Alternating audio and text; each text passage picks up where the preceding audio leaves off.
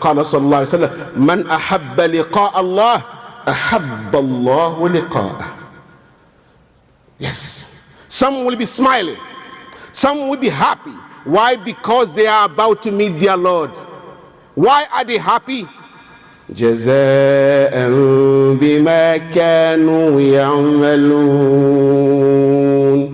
They are happy due to what they did. They are happy that they are meeting their Lord because of what they did, and they know their Lord is just. To him is the ultimate return, and he never cheats anyone. So whatever you find there in your bags is what you did.